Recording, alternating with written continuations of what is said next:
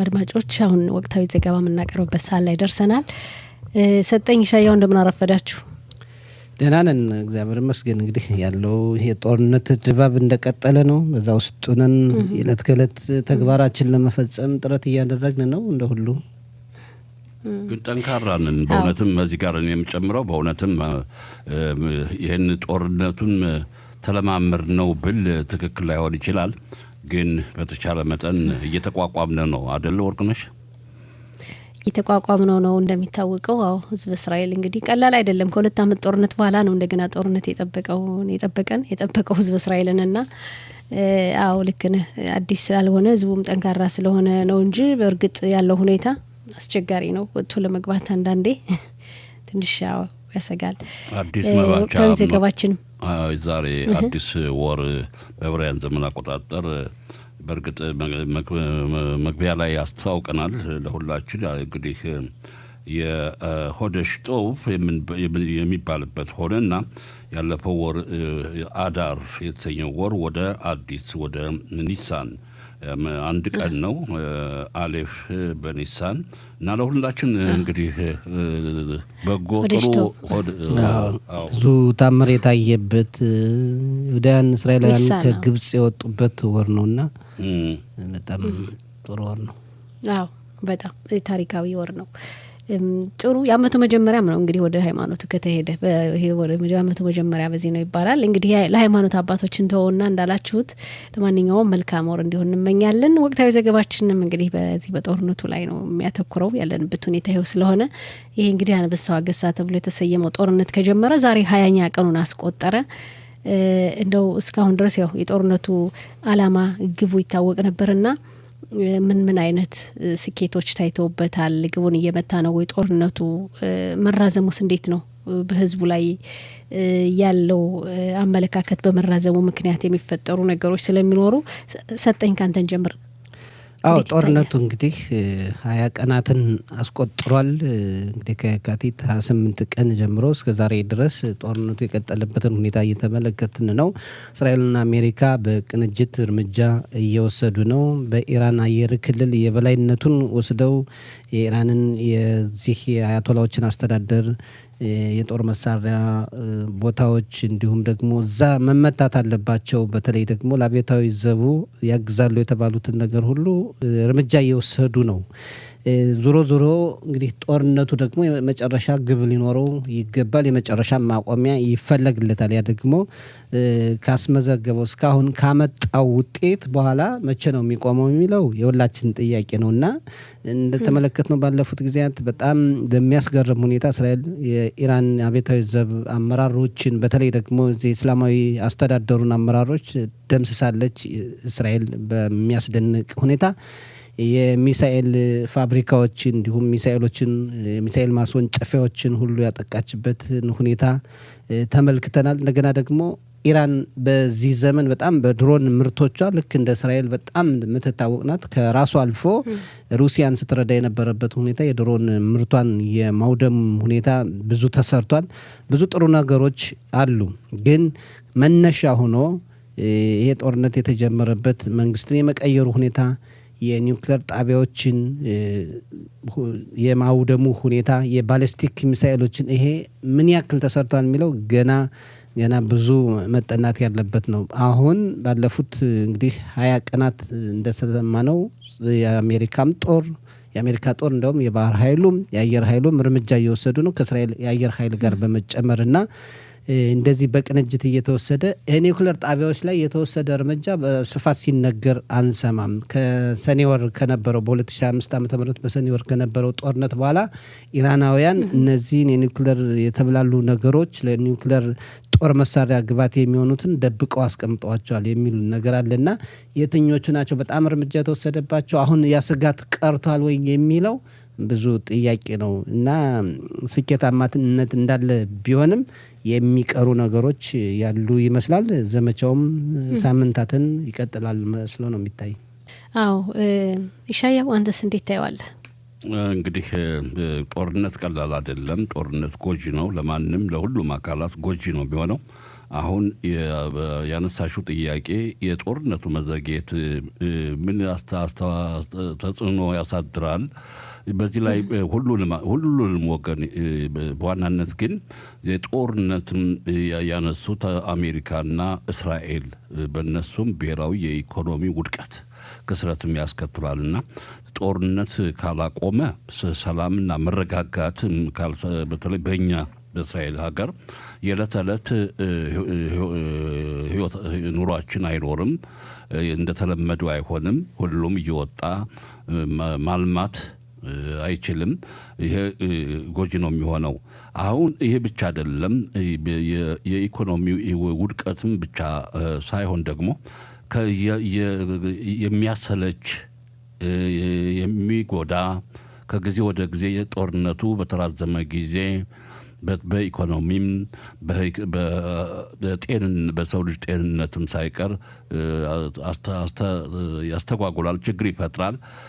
ሌላው የሀሳብ አመለካከት እንግዲህ በሀገራችን እስራኤል ዲሞክራሲ ስርዓተ መንግስት ላይ ሁለት ርዕዮተ ዓለም አመለካከት ያላቸው አሉ። የግራ ክንፍ የቀኝ ክንፍ እና የግራ ክንፍ አሉ የሚባለው የቀኝ ክንፍ የፖለቲካ አካላት እነሱም በጣም አጥባቂዎች ናቸው። ጦርነት ከጀመሩ እስከ መጨረሻ እንቀጥል ባዮች ናቸው።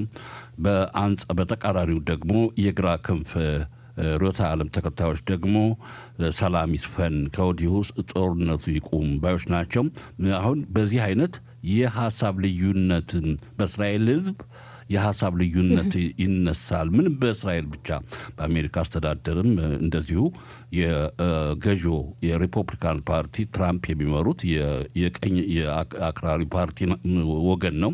ሌላኛው ደግሞ ሰላም ወዳድ ነው የሚለው የዲሞክራሲ ፓርቲ ናቸው። አሁን በአሜሪካ ምድር በአሜሪካ ሕዝብ መካከል ደግሞ የሀሳብ ልዩነት ከተከሰተ አሁን ምንድን ነው የሚሆነው? ይህ ታሪካዊ ጦርነት የእስራኤል ድል አድራጊነትን መሆኑ ቀርቶ ወደ አሜሪካ አስተዳደር ሊያልፍ ይችላል። እስካሁን ደግሞ አያሉ አሜሪካ በመከላከያው ዘርፍ ብዙም የገንዘብ እርዳታ ስታደር ቆይታለች እና እንደዚህ አይነት በውስጡ በእስራኤል ህዝብ በአሜሪካ ህዝብ መካከል የሀሳብ ልዩነት ከዚህ ጦርነት ጋር በተያያዘ እስራኤልን ሊጎዳ ይችላል። እዚህ ላይ ሻያው አሁን ከጠቀስከው በአሜሪካ በኩል በአሜሪካ ሀገር ጦርነቱ ልዩነትን አምጥቷል። በሪፐብሊካንና የዲሞክራቲክ ፓርቲ አባላት መካከል ጦርነቱ ራሱ ከሪፐብሊካንም ይቃወማሉ። በእስራኤል ማህበረሰብ ግን አሁን እንደምናየው በእስራኤል ማህበረሰብ ግን አሁን እንደምናየው ምንም በግራም በቀኝም በዚህ ጦርነት ዙሪያ ብዙ ልዩነቶችን አናይም። ምክንያቱም ለእስራኤል ህልውና አስፈላጊ ስለሆነ እስከ መጨረሻው ይሄዱበት የሚል አይነት ስሜት ነው የምንመለከተው። በእኔ አስተያየት እንግዲህ የእስራኤል እዚህ ላይ ይግባን። የእስራኤል የብሔራዊ የክነሴት ምርጫ እየተቃረበ ነው። አሁን በቅርብ ጊዜ ምርጫ ይካሄዳል ከወዲሁ እየተናገሩ ነው። በተለይ የግራ ክንፍ የገዢው የጥምር መንግስት የቀኝ ክንፍ ወገንን የሚቃወሙ የሰላም ወዳድነት የሚሉት ተቃዋሚ የመንግስት ተቃዋሚዎቹ ከወዲሁ ስብሰባ እያደረጉ ነው። ጦርነት ይቁም ከወዲሁ እያሉ እንደዚህ አይነት እንቅስቃሴ እያደረጉ ስለሆነ በእስራኤል ህዝብ መካከል ደግሞ የሀሳብ ልዩነት በጦርነቱ ላይ ሊነሳ ይችላል እየተባለ ነው። እንግዲህ በሂደት ይታያል። ኢራን መቼም የቀኝም የግራም ጠላት ሳትሆን አጠቃላይ የእስራኤል ጠላት ናት። ለእስራኤል ህልውና በጣም ስጋት ናት። እንዳልኸው እንግዲህ በፖለቲካ ላይ የሚያመጣው ልዩነት ካለ በሂደት እናየዋለን። እዚህ ጋር ተያይዞ በእርግጥ ጦርነቱ የሚያመጣውን ተጽዕኖ አሁን እየተመለከትነው ነው። እንደው ሌላ ያልጠቀስናቸው ካሉ በተለይ በዓለማችን ኢኮኖሚ ላይ ያለው ጫና ምን ይመስላል? ይሻየው ይሄ በዋናነት የኃይል ማመንጫ ጋዝ፣ የነዳጅ ዘይት እንዴት ነው? ውሃ ሰው ልጅ ህይወት ነው። የነዳጅ ዘይቶና ጋዝ የመሳሰሉ ደግሞ ልክ እንደምንጠጣው ውሃ በጣም የሚረዳ ኃይል ነው። የኃይል ማመንጫዎች ናቸው። አሁን በትናንትናው ዕለት እንግዲህ የአሜሪካ አየር ኃይል በደቡብ ኢራን የጋዝ ማውጫ ማዕከላት ደበደቡ ተባለ። በዚህ ምላሽ ደግሞ ኢራን በዚህ በቅርብ ርቀት የሚገኙ የአረብ ሀገራትን የነዳጅ ማውጫ ቦታዎችን ደግሞ አጠቃች። በኳታር አካባቢ ተባለ። ምን እስከ ሳውዲ አረቢያ የነዳጅ አምራች ሀገሮች ናቸው።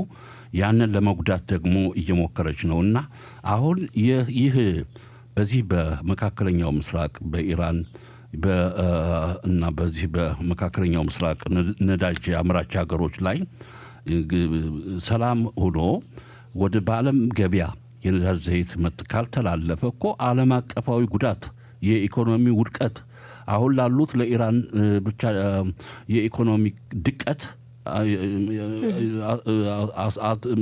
አድርሰዋል መባል አይባልም።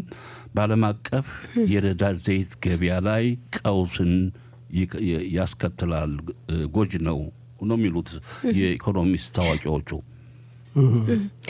አዎ ሰጠኝ። እዚህ ጋር ተያይዞ ያው እንግዲህ ሆርሙዝ የተባለው የንግድ መርከቦች የሚተላለፉበት አካባቢ በአብዛኛው ነዳጅ የሚተላለፍበት የሆነ በዛ አካባቢ ሌላም ንግድ የጫኑ መርከቦች ያልፉበታል እና እንዲያው በአጠቃላይ በኢኮኖሚው ላይ የሚያደርሰው ተጽዕኖ በአንተ እይታስ እንዴት ነው? ሻየው ካነሳው ላይ ነው የምጨምረው አለ። ከዛ በኋላ ወደ ሆርሙዝ እናልፋለን። አሁን ለምሳሌ በደቡብ ኢራን አሊማ በተባለው አካባቢ አንድ የነዳጅ ማውጫ ተቋም ጥቃት ደርሶበታል። ይህንን እስራኤል ነው ጥቃት የፈጸመችበት ይባላል እና አሜሪካ ይህንን እስራኤል ጋር አልተወያየንም፣ የአሜሪካው ፕሬዝዳንት እንዲያውም አብረን ተመካክረን አልወሰድንም እና ዳግመኛ አይፈጸምም ያሉበት ሁኔታ አለ። እስራኤል ደግሞ እያለች ያለው እርምጃ የተወሰደበት ከአሜሪካ ጋር ተባብረን ነው ያለችበትን ሁኔታ ሰምተናል እና ይሄ በነዳጅ ማውጫ ተቋማት ላይ የሚወሰድ እርምጃ መጥፎ ነው፣ በዓለም ኢኮኖሚ ላይ ጉዳት የሚያደርስ ነው እና አሁን በዚህ በኢራኑ የነዳጅ ማውጫ ተቋም ላይ በወሰዱት ጥቃት ማለት ነው ኢራን ደግሞ ያጸፋ መልስ በሳውዲ አረቢያ፣ አረብ ኤሚሬትና ካታር ላይ ያሉ የነዳጅ ማውጫ ተቋማትን አጥቅታለች። ይሄን ደግሞ ኦማን አውግዛለች። እንዲያውም ኦማን ያለችው በተባበሩት መንግስታት ድርጅት የጸጥታው ጥበቃ ምክር ቤት ጉዳዩን መመልከት አለበት እስከ ማለት ደርሳለች እና በዓለም ኢኮኖሚ ላይ የሚያመጣው ተጽዕኖ በጣም ከፍተኛ ነው። አሁን የሆርሙዝም የመተላለፊያ ሁኔታዎች መጡ የግድ እስካልተከፈተ ድረስ ወይም ደግሞ እንደ ልብ የዚህ ነዳጅ የጫኑ መርከቦች እስካላለፉ ድረስ በዓለም ኢኮኖሚ ላይ የሚያመጣው ተጽዕኖ በጣም ከፍተኛ ነው እና የነዳጅ ዋጋ እየጨመረ ይሄዳል። የተፈጥሮ ጋዝ ሁሉ የሚያልፍበት አካባቢ ነው እና የሚጎዱት እንደው ነዳጅ የሚገዙ ሀገራት ብቻ ሳይሆን ነዳጅ የሚያወጡ ሀገራት የሚሸጡ ሀገራት ለምሳሌ በመካከለኛው ምስራቅ ያሉ ኢራንን ጨምሮ እንደ ኢራቅ ሌሎችም ሀገራት ነዳጅ እየሸጡ የሚተዳደሩ ስለሆነ በዛ አውጥተው ወደ ሌላው ሀገር የሚሸጡበት ሁኔታ ከቆመ ወይም ደግሞ በሌላ መንገድ እንዲሄዱ የሚገደዱ ከሆነ ከፍተኛ ዋጋ ከፍተኛ የገንዘብ እንትን የሚያመጣ ስለሆነ ችግሩ እየተባባሰ ነው የሚሄድና አሜሪካም እንግዲህ ብቻዋን ለማስከፈት የምታደርገው ጥረት እንዳለ ነው። ሌሎች ሀገራት እየተባበሩ አይደለም። ወደዛ ኃይል ለመላክ ያሰበችበት ነው። እንደውም እየሄደ ነው የሚባል ነገር አለ። ምን ያክል ውጤታማ ይሆናል የሚለውን በቅርብ ቀናት ምናየው ይሆናል ያለ ነው። ጥሩ። ሌላው እንግዲህ ኢራን በአካባቢ ያሉ ሀገራትንም እያጠቃች ነው። እንደውም አሁን በቅርብ ጊዜ ወጣ ዘገባ ምንድን ነው የሚለው የተባበሩት የአረብ ኤሚሬት በዋና ከተማዋ ወደ አቡዳቢ የተተኮሱ 7 ሚሳኤሎችና 15 ያለ ሰው የሚበሩ አውሮፕላኖችን አከሸፈች ይላል የተባበሩት የአረብ ኤሚሬት። እንዴት ነው በዛ በአካባቢው እንግዲህ ሌሎችም ሀገራት ጥቃት ደርሶባቸዋል በኢራን በኩል እና ምን ይላሉ እነዚህ ሀገራት? እንደው በኢራን ላይ ያለው አመለካከት ጦርነቱ በቀጠለ ቁጥር ምን ሊሆን ይችላል? ሰጠኝ ካንተ እንጀምር። እንግዲህ አንዳንዴ የሚያስገርመው እነዚህ የአረብ ሀገራት ከአሜሪካ ወዳጅነት ያላቸው ናቸው።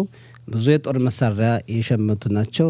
እንዲያውም ብዙ ቢሊዮን ዶላር ተስማሙ እየተባለ እንደ ሳውዲ አረቢያ ያሉ ሀገራት የሰማንበት ሁኔታ ነው። በመከላከያው ራሳቸውን ለማጠንከር በተለይ ደግሞ ከታሪካዊ ይሄ የአረቡ ማህበረሰብ በሁለት ህብረተሰብ ክፍል የተከፈለ ስለሆነ በዛ ልዩነት እንዳለና ራሳቸውን እንዳጠነከሩ ይገለጻል። ነገር ግን ኢራን ላይ ጦርነት ከተጀመረው በኋላ ኢራን የአሜሪካ ወዳጅ ናቸው፣ የአሜሪካ ጦር ሰፈር አለባቸው ባለቻቸው ቦታ ሁሉ የአረብ ሀገራት ጎረቤቶችን ብቻ ሳይሆን ሌሎችን ሁሉ ያጠቃችበትን ሁኔታ እናውቃለን። እንደ ካታር፣ ኢራቅ፣ ዮርዳኖስ፣ ሳውዲ አረቢያ፣ የተባበረችው አረብ ኤሚሬትስ፣ ኦማን፣ ባህሪን፣ ሶሪያ፣ ኩዌት ከዛ አልፎ የአረብ ሀገር ያልሆኑትን ወደ ቆጵሮስ፣ ቱርክ፣ እስራኤል በዋናነት ወደ አሜሪካ የጦር ሰፈሮች አዘርባጃን ሁሉ ተኩሳለች። እስከ ጅቡቲም እንግዲህ ጥቃት እንደደረሰ ሰምተናል። እስከዛ ድረሱ ነው። እነዚህ አረብ ሀገራት አብዛኞቹ አሁን በመከላከል ላይ ትኩረት ያደረጉ ናቸው።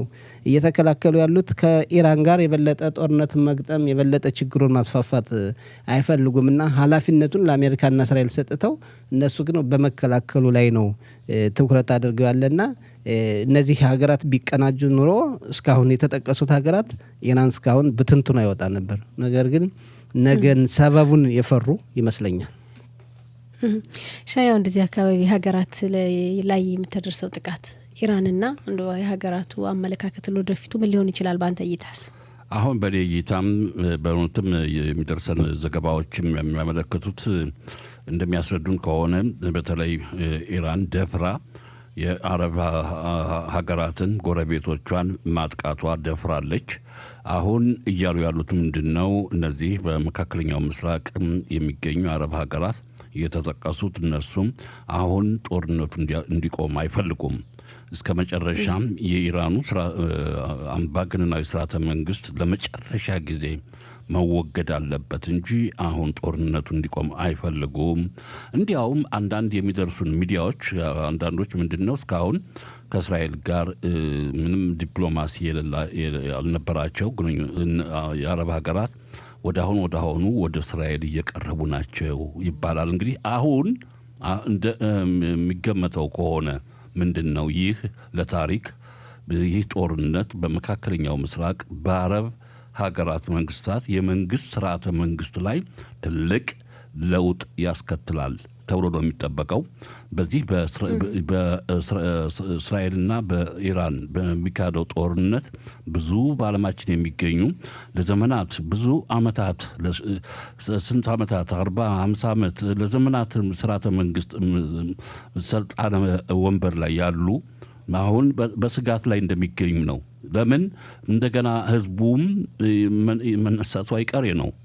አሁን በኢራን ብቻ አይደለም የመንግስት ለውጥ የሚሆነው እንደ ወረርሽኝ በሽታ በብዙ ሀገሮችም የሚደርስና ለውጥ ያስከትላል ተብሎ ይጠበቃል። በዋናነት መካከለኛው ምስራቅ ሀገሮች እንግዲህ የምናየው ይሆናል። በአጭሩ ግን እንደው እዚህ የነዳጅ ምርት ላይ የሆነ የምንጨምረው ነገር ኑሮ ነው። ከዚህ ከአረብ ሀገራት ወታደራዊ አቅም ስናየው በእውነት የነዳጅ ሀብት አላቸው እንጂ ወታደራዊ አቅማቸው ዝቅተኛ መሆኑን ተመልክተናል። በዛ አካባቢ ከአሜሪካና ከእስራኤል ውጭ በሆነ መልኩ ኢራን የበላይነቱን ወስዳለች የአረብ ሀገራትን በተመለከተ በጦር ይዞታዋ። ምክንያቱም እነዚህን ሀገራት ስታጠቃቸው እንዲሁ ነው የሚቀመጡት። አሁን ሳውዲ አረቢያ ከአሜሪካ ስንት የጦር መሳሪያ የገዛችበትን ሁኔታ ተመልክተናል እና ያ አልሰራላቸውም። ኢራንን የፈሯትም ይመስለኛል። እርግጥ እስራኤል ይፈሯት እንደነበር እኮ ተናግረዋል። በፊትም ጦርነቱ ወደ በድርድር ይፈታ የሚል ሀሳብ እኮ አቅርበዋል የአረብ ሀገራት መጀመሪያ ላይ አሜሪካና እስራኤል የበላይነቱን በወስዱ እና እንደው የነዳጅ አምራች ሀገሮች ሌሎች እነ ካናዳም አሜሪካን ጨምሮ እኮ ነዳጅ አላቸውና ለክፉ ቀን ብለው የያዙትን ብዙ አለ። ቢያወጡት ምን ነበር? አሁን በሆርሙዝ ብቻ አንቀው የያዙን ሌላ ጥያቄ ነው። እንግዲህ ካለን ጊዜ አንጻር እናሳጥር መሰለኝ። ያው ወደ ሊባኖስ እንለፍ። እንግዲህ ሊባኖስ አሁን በዚህ በጦርነቱ ጥላ ስር ሆኖ ከእስራኤል ጋር ድርድር ማካሄድ እንደምትፈልግ እየተነገረ ነው። በቅርቡ እንደውም ዛሬ የፈረንሳይ ውጭ ጉዳይ ሚኒስትር በሚያደርጉት ጉብኝት በቤይሩት በዚህ ዙሪያ ነው ውይይቱ የሚያተኩረው እየተባለ ነው። እና እንዴት ነው በእስራኤል በኩል ያለው አመለካከት ምን ይመስላል? ከማን ከሻያው ጋር እንቆይ። እንግዲህ የእስራኤል ጥያቄ ለብዙ ዓመታትን ሰሜናዊ ምንም ሀገራችን ማለት ይቻላል እንጂ እየረበሸ ያለ ሽብር ፈጣሪ ሂዝቡላ የኢራን የነፍስ አባት የሆነችው ዋና የጦር መሳሪያ ምግብ የምትቀልባት ኢራን ናት ለሂዝቡላ ሽብር ፈጣሪ ድርጅት። አሁን በዚህ ሽብርተኝነት እንቅስቃሴ እየተጎዳ ያለው የማን ነው? የሊባኖስ ለዘብተኛ አቋም ያለው እንደ ፈረንሳይ ከመሳሰሉ ሀገራት ጋር ግንኙነት ያለው በጣም ደካማ ሆነ። አሁን ካሁን ቀደም ያው ጦርነቱ ይህኛው የአሁኑ አንበሳው አገሳ ጦርነት ከመነሳቱ በፊት ከአንድ ዓመት ተኩል በፊት ሂዝቡላ የጦር ትጥቁን እንዲፈታ ለቀረበው ጥያቄ የሊባኖስ መንግስት ውሳኔ አስተላልፏል። አዎ የትጥቁን አስፈታለሁ ብለው ቃል ገቡ። ግን ደካማ ሆኑ። የዚህ ደካማ የሆነ መንግስት ነው። አሁን ይህን ነገር በጣም በሊባኖስ ምድር ዋና ከተማ ቤይሩት ጉዳት እየደረሰ ነው። በእስራኤል መከላከያ ሰራዊት በሚወስደው ጥቃት የሊባኖስ ህዝብም እየተጎዳ ነው፣ በኢኮኖሚም በህይወትም ሳይቀር። ይህን በተመለከተ አሁን እባካችሁ ከእስራኤል ጋር በቀጥታ ክብ ጠረጴዛ ተቀምጠን እንደራደር፣ ይህን መፍትሄ እንፈልግ የሚል አስተላልፈዋል። ግን በእስራኤል በኩል ምናልባት የምትቀበለው ሀሳብ ሊሆን ይችላል። ለምን የምዕራባውያን እንደ ፈረንሳይ ቅድም እንዳልሽው በፈረንሳይ የመሳሰሉ ለሊባኖስ መንግስት አስፈላጊውን የጦር መሳሪያ ጭምር የሚረዱ ከሆነ ምናልባት ጭራሹን ሂዝቡላን ማሽቀንጠር ይቻላል። ሰጠኝ ትልቁ እንግዲህ ድርድር የመጨረሻው መፍትሄ እንደሚሆን ምንም ጥርጥር የለውም። ግን ሊባኖስ በፈረንሳይ ገዛ ፈረንሳይ ሊባኖስን በቅኝ ግዛት ስትይዝ ስለነበር ነው ቅርበታቸውና ፈረንሳይም አሜሪካም የሊባኖስን ጦር ያግዛሉና አግዘው ይሄን የሂዝቦላን ድርጅት የበላይ እንዲሆኑበት የሊባኖስ ጦር የበላይ ሆኖ በሚያስፈልገው ጊዜ እርምጃ እንዲወስድ ማድረግ ጥሩ ነው። ግን ትልቁ ኢራን ከተዳከመች በኢራን ያለው አስተዳደር ከተለወጠ የሂዝቦላም ሁኔታ እጁ የሚሰጠው ገንዘብ የሚሰጠው ቴክኖሎጂ የሚሰጠው የጦር መሳሪያ ያጥርበትና ነገሮች ሊዳከሙ ይችላሉ እና አሁን እንደው ዝም ብሎ ተሸፋፍኖ ሂዝቦላ ከሊባኖስ ጋር እንደው ስምምነት ተደርጎ ለተወሰነ ጊዜ የሚቆይ ከሆነ ዞሮ ሂዝቦላ እንደገና ራሱን አጠናክሮ መምጣቱ አይቀርም። የኢራን ነገር ካለቀለት ሂዝቦላን በራሱ ጊዜ እንደ ዳሽና አልቃይዳ ይጠፋል ብዬ ነው የማስበው። አዎ እንግዲህ ያው በሂደት እናያለን። ዞሮ ግን ድርድር መጀመሩ መቼም እንኳን ከኢራን ጋር ያለው ጦርነትም በድርድር ይጠናቀቃል ተብሎ ነው የሚጠበቀው። እንግዲህ ከብዙ ሂደት በኋላ የጦርነቶች ሁሉ መጨረሻ የሆነው። ሌላ አንድ እንደው እንደ ማሳሰቢያ ቀደም ሲል የወጣ ዘገባ አለ። እርግጠኛ ነኝ ጋይቸው ሀሳብ ይሰጥበት ይሆናል።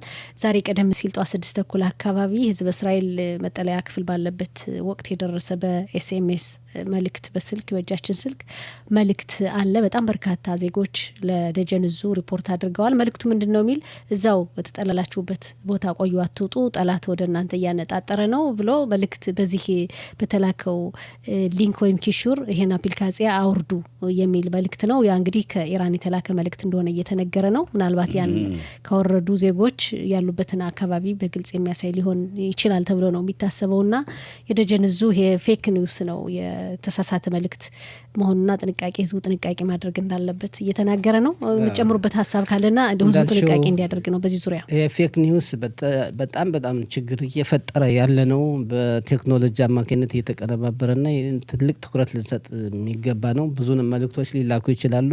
ኢራናውያን እንደዚህ ሰርጎ የሚገቡ እንትን የማድረግ በኮምፒውተር ብዙ ጠበብቶች አሏቸውና ጥንቃቄ እናደርግ። አሁን በሳይበር ጥቃት ወርቅነሽ በጣም ነፍስ አድን አይነት መረጃ ነው እንትን ያልሽው። በጣም ገንቢ የሆነ ነው። እውነት ተመናገር በአሁኑ ወቅት የተጨበረበረ እውነተኛ ያልሆነ በኤስኤምኤስ ይልካሉ። ምን ከባንክ ቤትም ሆነው ከተለያየ መንግስታዊ ከሚታመኑ መስሪያ ቤት ጋር ሆነው የገንዘብ ያልከፈልከው አለ፣ ይሄን ዕዳ እንዲህ እናደርጋለን የሚያስፈራሩ ጠላቶቻችን አሉና የሚደርሰን መረጃ በሞባይል በእጃችን አለመክፈት፣ ኮተሬቱን ርዕሱን ብቻ አንብቦ ማለፍ መክፈት አያስፈልግም። በዋነኛነት እኔ አልከፍትም። ጥሩ እሺ፣ እውነት ነው። ያው ካለን ጊዜ አንጻር ነው፣ ወሳኝ ነው። እንግዲህ በቀጣይ ይሄ ነገር ብንወያይበት መልካም ነው። በተለይ ያው እንግዲህ ከጦርነቱ ጋር የተያያዘና ኢራናውያን ሻለቃ በእጃቸው የገባ ስልክ ካለ ጥሩ እንቀጥል። እንግዲህ ፒቁዳ ኦሬፍ የደጀን እዝ ያው እንግዲህ መመሪያዎችን የነፍስ አድን መልእክቶች ለሰፊው ሕዝብ እያስተላለፈ ነው እና ከቃል አቀባዩ ሻለቃ አይቸው ባዬ መስመር ላይ ሆኖ ሊያስረዳን። እንዴት ነህ? ደህና ዋልክ ወይ? እግዚአብሔር ይመስገን ደህና ናችሁ? እግዚአብሔር ይመስገን ደህና ነን። እንግዲህ ጦርነቱ ግን አልቆምም፣ እንደቀጠለ ነው እና እንዳው ያለው ተጨባጭ ሁኔታ መመሪያዎቹ ምን ይመስላል? ትንሽ ደግሞ ምን ትንሽ ልበል፣ ብዛት ባለው መልኩ ነው የሮኬት የሚሳኤል ውንጨፋ ወደ ሀገራችን ያደረው እስካሁን ድረስ እንዴት ይታያል? እስኪ አመሰግናለሁ ኢሳያው። እንግዲህ መረጃዎች ያሉት መመሪያዎች እንዳሉ ነው። የተቀየሩ ነገር የለም። ትንሽ ችለተኝነት እንዳይመጣ፣ መለማመድ የሚባል ነገር እንዳይመጣ። መቼም ጦርነት ያለ ሰው እንግዲህ በጦርነት ያለ ወቅት ነቅተህ ነው መከታተል ያለብህ ሁሉም ነገር ለሚፈጠሩ ክስተት በሙሉ። ቀደም ሲል የተወያያችሁበትም ሀሰተኛ ዜናዎች፣ ሀሰተኛ መረጃዎችን ብዙ ይሰራጫሉ፣ ብዙ ይከናወናሉ። ከግል አንስቶ እስከ አገር አቀፍ ለማጥፋት ሁሉ አንድም ይሄን ራሱን የቻለ ጦርነት ነው። በእንደዚህ አይነት ዙሪያም ብዙ የተለያዩ ነገሮች ይመጣሉ። በተለይ ጦርነቱ በማያያዝ እስራኤል ነደደች፣ እስራኤል ተቃጠለች፣ እስራኤል አለቀሰች፣ እስራኤል እንዲህ አለች፣ ጠቅላይ ሚኒስትር ቤንያሚን ኔታንያሁ ሞተዋል፣ እስራኤል የምትባል ሀገር ከምድረ ገጽ ጠፍታለች፣ ብዙ ነገር እየተነገረ ነው ያለ እና ይህ አይነት ነገሮች ሀሰት እንደሆኑና መረጃ እንዳልሆኑ ማህበረሰባችን ሊያውቀው ይገባል። በተለያዩ ዘርፎች በተለያዩ መንገዶች ሻዩ አንተም ጠቅሰዋል። በብዙ መንገድ ብዙ መልኩ ሊመጡ ይችላሉ እና ከእነዚህ ነገሮች መጠንቀቅ አለብን። በማስቸገርም ወደ ደጀን እዙ መመሪያ ስንመጣ እስካሁንም መመሪያው እንዳለ ነው። በተለይ ደግሞ ትናንትም ተነጋግረንበት ሰሞኑ የተነጋገር ነው የመሰባሰቡ ሁኔታ በተመለከተ አሁንም ትኩረት ሊሰጠው የሚገባ ጉዳይ ነው። ዛሬም በተለያዩ ቦታዎች የተለያዩ ማህበራዊ አመታዊ ድግሶች አሉ፣ አመታት አሉ፣ ሰባት አሉ። ከዛ ከስንሄድ ሁላችንም ጥንቃቄ ልናደርግ ይገባል። ከአምሳ ሰው በላይ ከዛ አካባቢ ከእንደዚህ አይነት ነገር መሰብሰብ የተከለከለ ነው። ያም የሚሆነው ደግሞ የአደጋ መከላከያ መጠለያ ክፍል ሲኖር ነው እና ይህን ነገር ልብ እንበለው፣ ትኩረት እንስጠው ነው የምለው። ያስፈልጋል እንግዲህ ራሳችን እንጠብቅ። ልክ ነው። ብዙ ችግሮች አሉ አሁንም በዛም በዚህም እንትን እያለ ነው። ጥሩ አይቸው፣ እናመሰግናለን። እሺ፣ እናመሰግናለን። መልካም ቀን። መልካም ቀን።